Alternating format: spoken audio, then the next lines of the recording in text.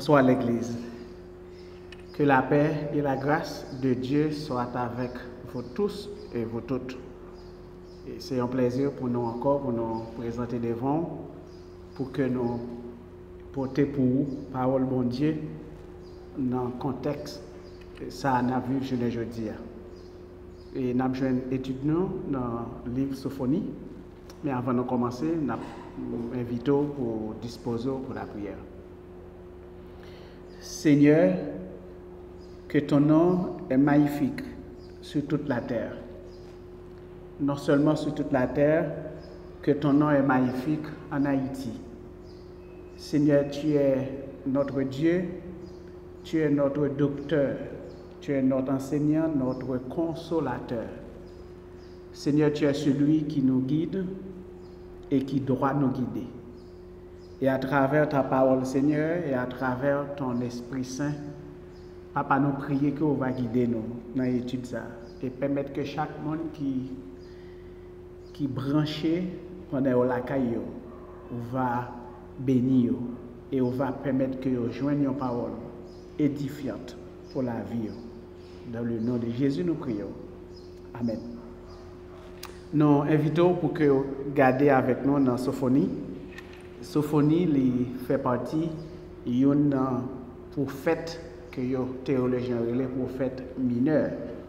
Mais les prophéties de Sophonie ne sont pas mineures. Les paroles que bon Dieu met dans la bouche de Sophonie, c'est parole bon Dieu qui fait poids et je ne dis pas qui est capable de constituer une source de motivation et pour nous-mêmes, je dis. En plus, nous a posé la question où va le monde? Mais avant le confinement, avant question coronavirus, Haïti, au cours du mois de février, Haïti était souqué en pile par des crises politiques. Maintenant, dans le mois septembre, octobre, novembre, Haïti était secoué avec des crises sociopolitiques qui te rendent le pays à l'oc, mon pas de sorti et par voie de conséquence qui t'a affecté l'économie pays. Maintenant, en juillet 2018, notre pays a été frappé par des crises sociopolitiques et qui t'a fait que l'impacté budget national là et qui gagnait des effets néfastes sous monnaie haïtienne qui c'est good et non seulement qui a des effets néfastes mais qui affectait la vie nous toutes indistinctement. Non seulement nous sommes frappés par des crises sociopolitiques, pays nous frappés par des catastrophes naturelles, pas seulement tremblement de terre en 2010, pas seulement cyclone, Gordon, Anna, Ike, Jeanne, Matthew, mais Haïti était toujours frappé par inondation. Inondation dans le nord du pays, dans le sud, dans le sud-est, dans l'Alvados. De ce qui fait que nous posons tête nos questions. L'Église a posé tête les questions. Est-ce que bon Dieu songeait Haïti? Maintenant, il y a un ami qui chantait un chant qui dit « Gardez-moi toujours, gardez-moi toujours ». Maintenant, nous tellement souffrir en tant que peuple, je dis, nous sommes capables de dire Ebenezer, Ebenezer, jusqu'ici, l'Éternel nous a secourus. Dans le livre de Sophonie, prophète là, il est venu avec la question. La question est de savoir si Dieu s'intéresse vraiment aux hommes, considérant la fragilité humaine, considérant l'état de déchéance humaine et le niveau de corruption et de prostitution que le monde les fourrait tête. Nous demandons tête nous et prophète a demandé tête. Est-ce que Dieu s'intéresse vraiment aux hommes?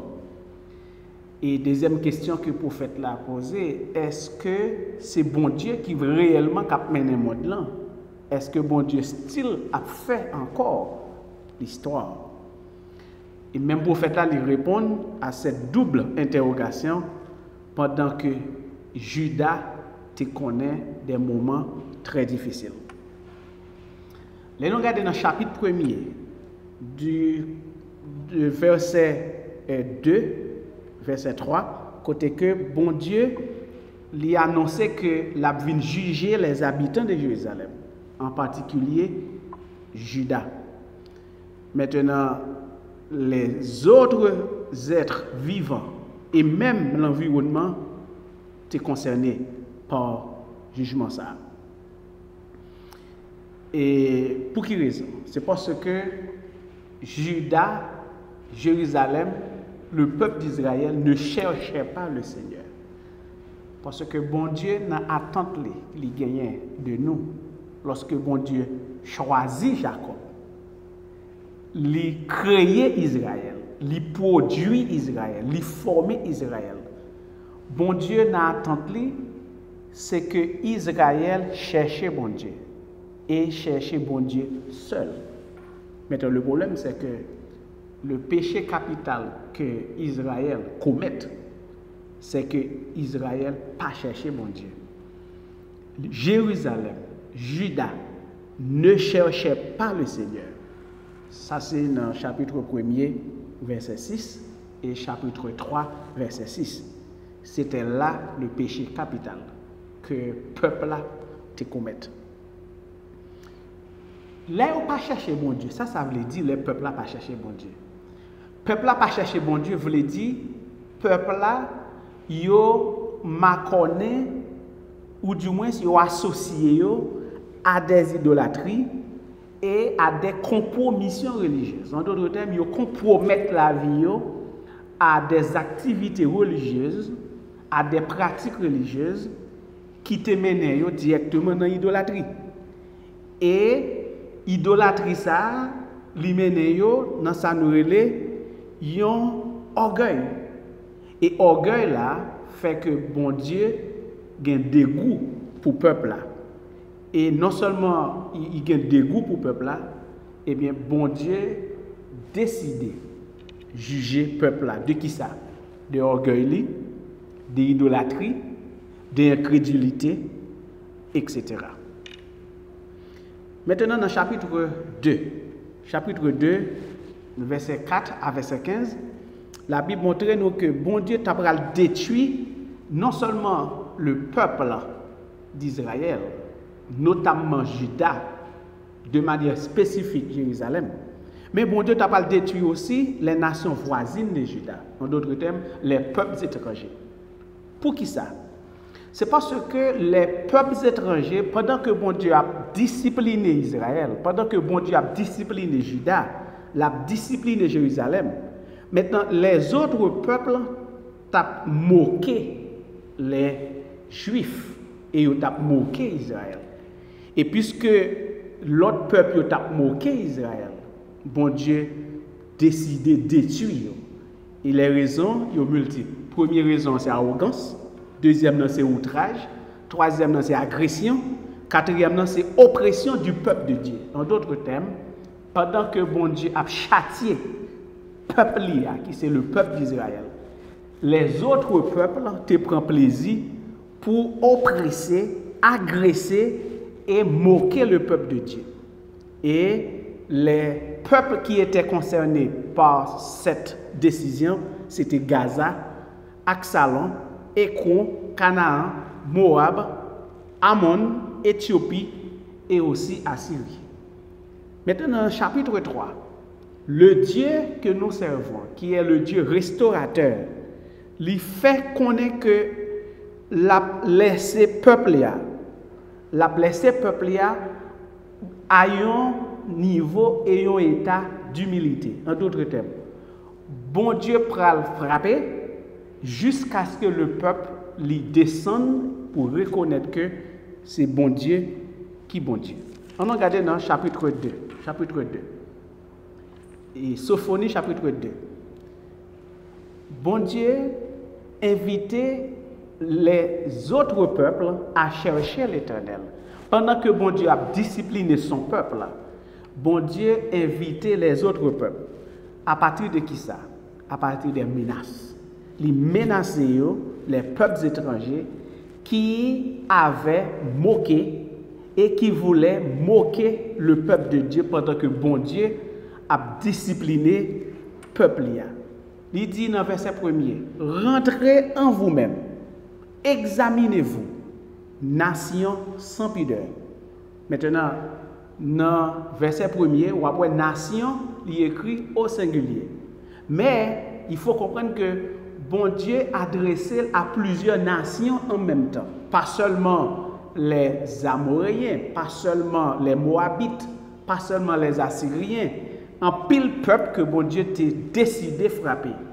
Et il fait aux menaces pour les convertir. En d'autres termes, nous pouvons inscrire le moment que nous vivons, c'est-à-dire cette crise sanitaire que nous vivons, qu'elle est relais coronavirus en 2019, qu'elle relais la grippe espagnole que le monde a frappé, des millions de monde ont morts, qu'elle relais la grippe aviaire, des millions de monde qui ont morts, qu'elle relais peste, c'est-à-dire coronavirus, pas seule maladie que le monde connaît.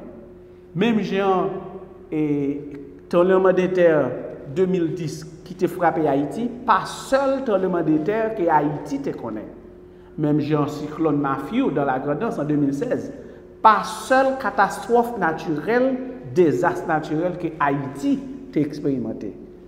Cyclone Gordon, pas seule catastrophe naturelle que le pays d'Haïti t'a expérimenté.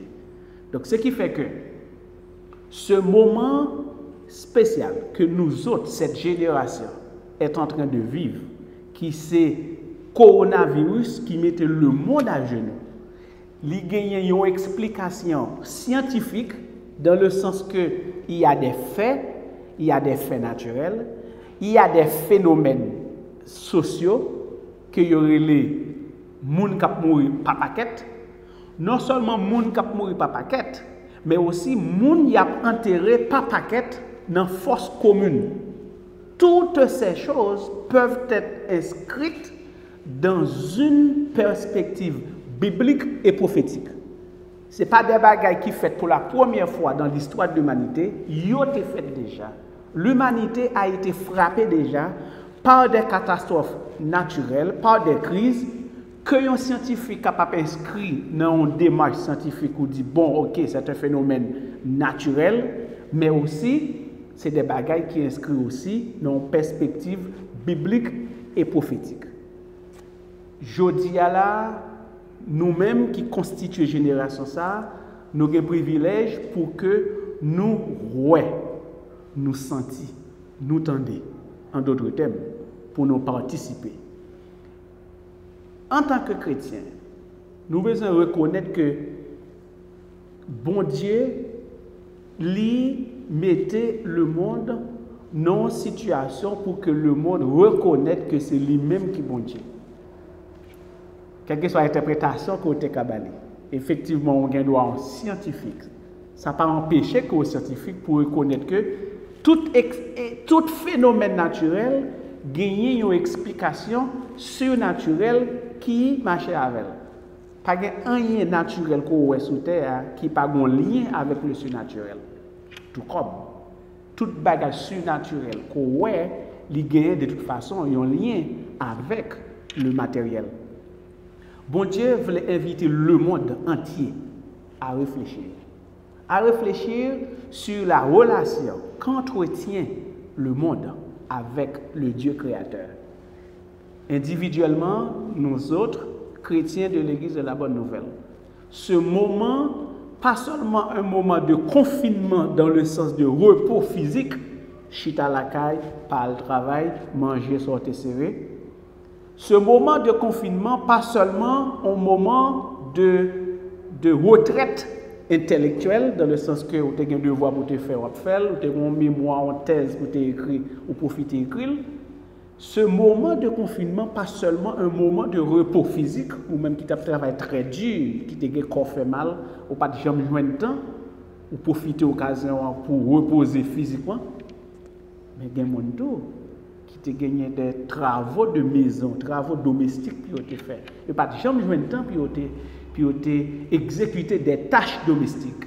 Ce moment de confinement permet que yo débourrer caillou, lever tiana, lever cabane, propter, faire propter général, bay kaila yon fraîcheur qui pas de bien avant.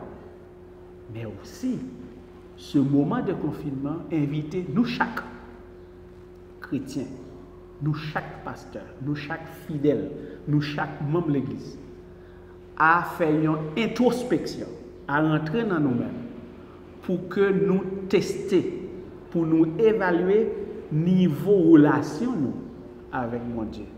Pour garder en quoi nous moquer mon Dieu et en quoi nous te moquer le peuple de Dieu. Je dis à la Bible, il était écrit dans une période bien déterminée, pour un peuple bien déterminé.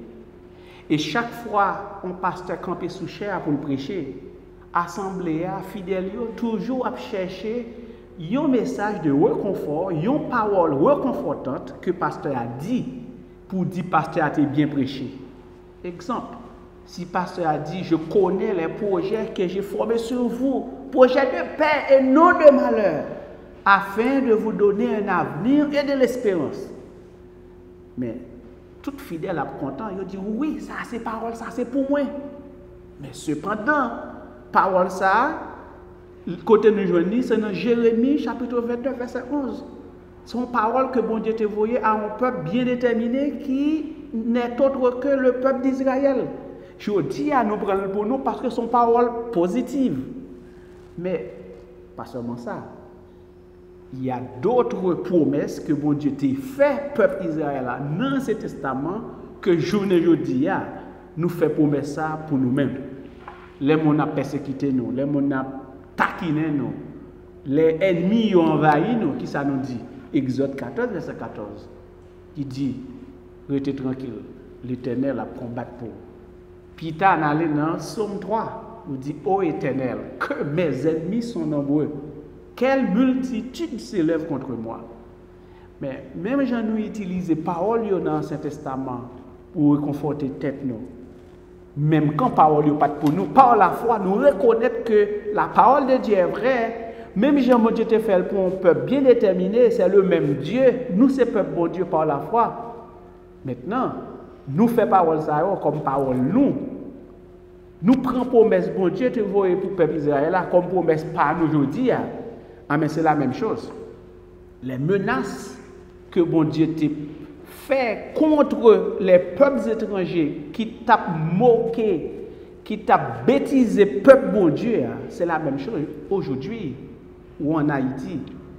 Si vous pensez vous pouvez moquer le peuple de Dieu, si vous pensez ou qu'à critiquer le peuple bon Dieu, ou qu'à critiquer l'église bon Dieu, ou qu'à critiquer homme de Dieu, ou qu'à critiquer femme de Dieu, ou qu'à critiquer jeunes gens, ou qu'à critiquer jeunes filles, ou qu'à passer dans bêtise.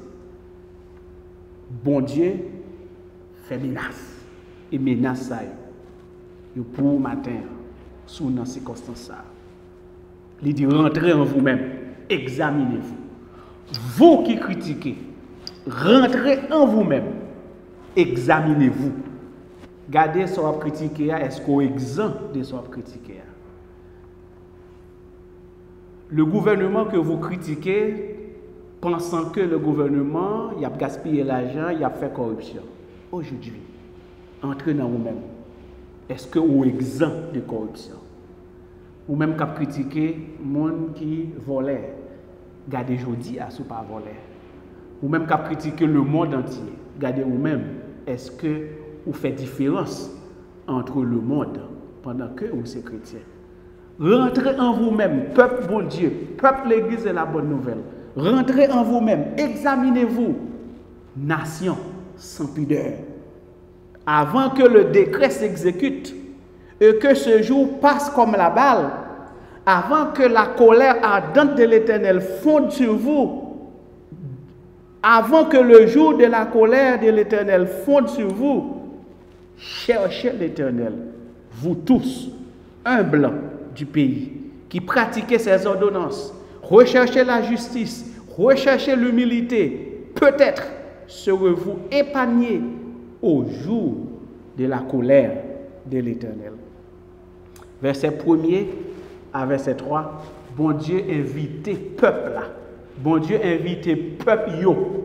Bon Dieu invitait les peuples étrangers, les nations étrangères à examiner la vie, rentrer dans eux-mêmes, chercher l'Éternel avant que colère bon Dieu tombe sur eux. Et ça qui est là dans verset 3, il dit peut-être serez-vous épargnés au jour de la colère de l'Éternel. Dans Amos chapitre 5 verset 4, bon Dieu invite le peuple là pour chercher. Dans Amos chapitre 5 verset 4, bon Dieu fait même invitation. Dans Isaïe chapitre 9 verset 4 à 6, bon Dieu fait même invitation. Dans Joël chapitre 2 verset 12, bon Dieu fait même invitation. Et dans Matthieu chapitre 3 verset 2, bon Dieu fait même invitation. Pendant que dans Matthieu il dit repentez-vous car le royaume des cieux est proche. L'église de la bonne nouvelle, le temps est à la repentance et non pas à la critique. Vous voulez critiquer le gouvernement? Très bien. Vous voulez critiquer le journaliste? Très bien. Vous voulez critiquer le pasteur? Très bien. Mais d'abord, rentrez en vous-même, examinez-vous pour voir si vous avez le droit de critiquer et si vous avez la capacité de critiquer. Dans verset 5, la Bible dit malheur aux habitants des côtes de la mer, à la nation des Kérétiens. L'Éternel a parlé contre toi, Canaan, fils des Philistins. Je te détruirai, pays des Philistins. Tu n'auras plus d'habitants. Les côtes de la mer seront des pâturages, des demeures pour les bergers et des parcs pour des troupeaux. Ces côtes seront pour les restes de la maison de Juda. C'est là qu'ils paîtront. Ils reposeront le soir dans la maison d'Ascalon, car l'Éternel leur Dieu ne les oubliera pas, car il ramènera leurs captifs.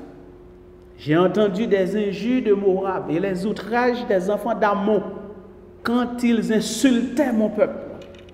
Quand ils insultaient mon peuple, bon Dieu pas bail personne, politicien, personne journaliste, autorisation d'insulter le peuple de Dieu, voire d'insulter un homme de Dieu, une femme de Dieu. Quand ils insultaient mon peuple, qu'est-ce que bon Dieu fait? Bon Dieu a frappé en retour. Non seulement lorsqu'il a insulté le peuple de Dieu, mais lorsqu'il a élevé avec arrogance, bon Dieu résistait aux orgueilleux, mais il fait grâce aux humbles. Dans verset 9, il dit, c'est pourquoi je suis vivant, dit l'Éternel des armées, le Dieu d'Israël. Moab sera comme Sodome, et les enfants d'Ammon comme Gomorrhe. Peut-être des gens qui pensaient que ça qui est passé Sodome à Gomorrhe ne va pas passer encore. Mais il est prédit dans la Bible, il y a des zones, il y a des contrées, il y a des peuples qui auront à connaître le même sort que Gomorrhe et Sodome. Et il dit dans le verset 9, eh bien, Moab sera comme Sodome. En d'autres termes. Il y a un pile nation dans le monde qui a critiqué Haïti lorsque tu as tremblement de terre. Il y a même des pasteurs aux États-Unis, en France, Canada, qui te disent bon, c'est le péché qui fait peuple là a subi conséquences. Effectivement, c'est vrai. Effectivement, toute bagaille ça, c'est des bagailles que Dieu voyait pour discipliner le peuple.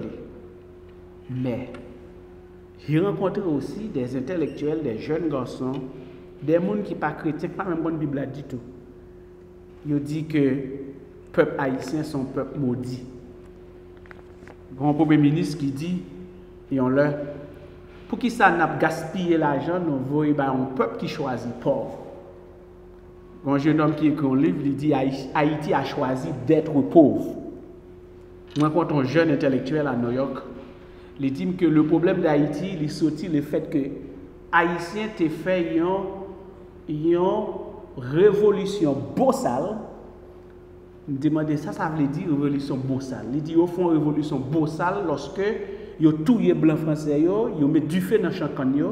La nature n'a pas jamais pardonné Haïti de actes qui ont été commis.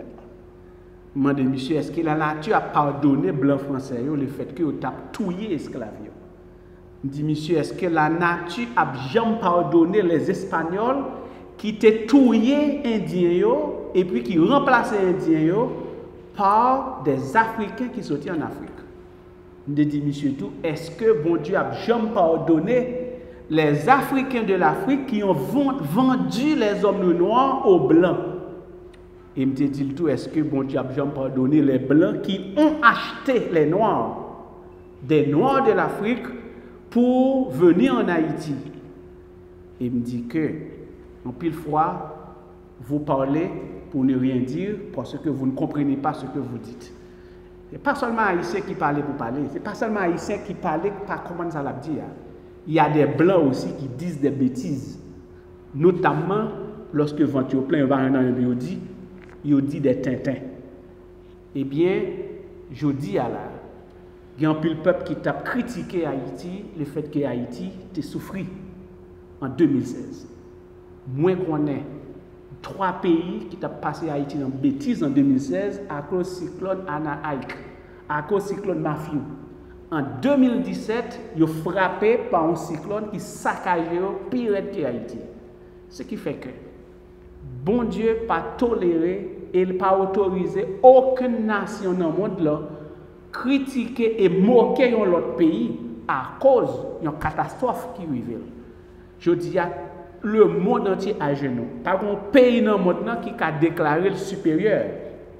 Pas un pays dans le monde qui a déclaré il fait bon Dieu plaisir, il fait ça bien devant bon Dieu et il pas de coronavirus dans le pays. Le monde entier à genoux. Et dans verset 10, il dit cela leur arrivera pour leur orgueil. Pour qui ça? Parce qu'ils ont insulté et traité avec arrogance le peuple de l'Éternel des armées. Ou même qui t'attendait après-midi dans l'étude ça. Ou même qui t'attendait peut-être la caillou dans demain ou bien n'importe quoi. Prends au sérieux, ça me saute de là. Bon Dieu, verset 10. Bagay sa yo rivé en pile peuple dans le monde là parce que yo t'a insulté le peuple de Dieu. N'importe monde qu'on joindre dans la rue, yon petit monde, yon jeune garçon, yon jeune fille, yon grand monde garçon, yon grand monde fille. On pasteur qui a une machine, on pasteur qui marche à pied qui pas une machine, on pasteur qui malheureux, on pasteur qui a un corps. Ou de le respect. Il ne faut jamais insulter le peuple de Dieu. Je dis en créole.